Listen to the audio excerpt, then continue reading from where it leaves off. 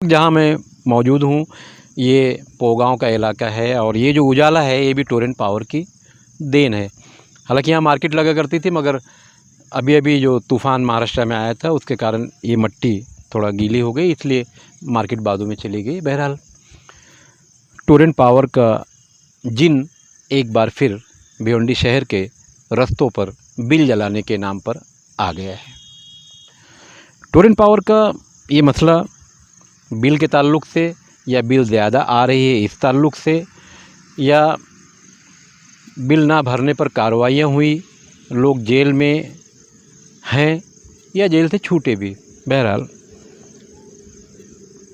Torrent power के ताल्लुक़ से अगर पत्रकार बात करते हैं और अगर टोरेंट की तरफ उनका झुकाव होता है तो पब्लिक का अपना एक कमेंट अलग से आता है कि पत्रकारों का हाथ टोरेंट के साथ। यही बात भिवंडी शहर के कुछ नेताओं पर भी फिट बैठती है, मगर ये आम आदमी, आम इंसान अपने नेता को नहीं बोल पाता, क्योंकि पत्रकारों को बड़ी आसानी से लोग बोल लेते हैं। क्या नेताओं के हाथ टोरेंट के साथ नहीं है? इतने बड़े बड़े प्रोग्राम भिवंडी शहर में हुए टोरेंट को भगाने को लेकर, उसके बावजूद टोरेंट का दोबारा एक्सटेंशन ऑर्डर भी आया। टोरेंट भिवंडी में काम भी कर रही है और पहले से ज़्यादा ताकत से काम कर रही है। बड़े दिनों के बाद फिर भिवंडी शहर में फ़िलहाल अभी जो MIM के अध्यक्ष हैं खालिद गुड्डू साहब ने बिल जलाओ अभियान शुरू किया टोरेंट के ताल्लुक़ से, और लोगों ने बिल जलाया भी। जो उनके समर्थक हैं उन्होंने जलाया।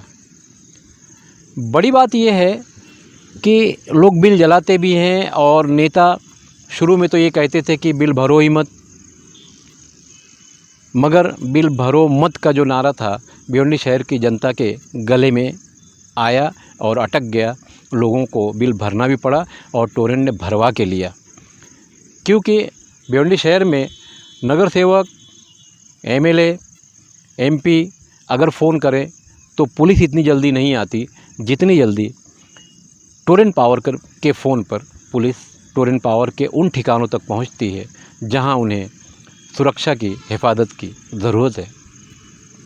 बड़े दिनों के बाद फिर एक बार तैयारी शुरू हुई, टोरेंट की बिल भी जलाई गई है, मगर सवाल कहीं ना कहीं उठता है कि कुछ पॉलिटिशियन जो पत्रकारों को ये कहते हैं कि पत्रकारों का साथ टोरेंट का साथ है, तो हम भी पूछते हैं उन नेताओं से, तो जो अभियान आप चलाते हो तो टोरेंट भागती क्यों नहीं?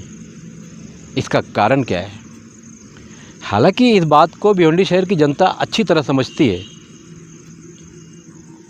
कि नेताओं का टोरेंट का क्या मामला है।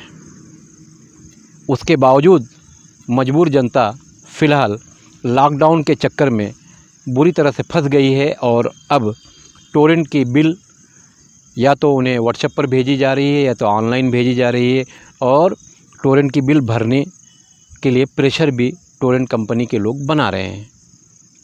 राज्य सरकार से लोग मांग करते रहे हैं कि टोरेंट की बिल 3 महीने की माफ़ की जाए।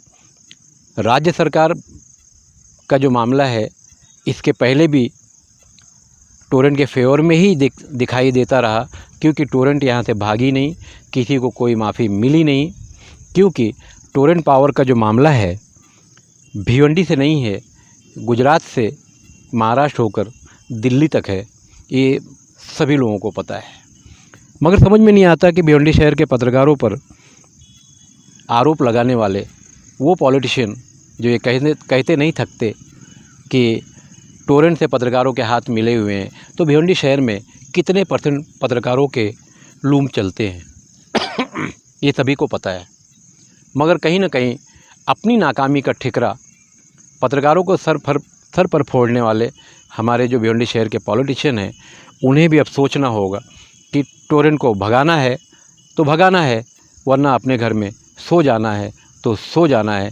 पत्रकारों को क्यों बदनाम किया जाए। मैं अपने सहयोगी सलमान मेमन के साथ खान फ़ख्र आलम।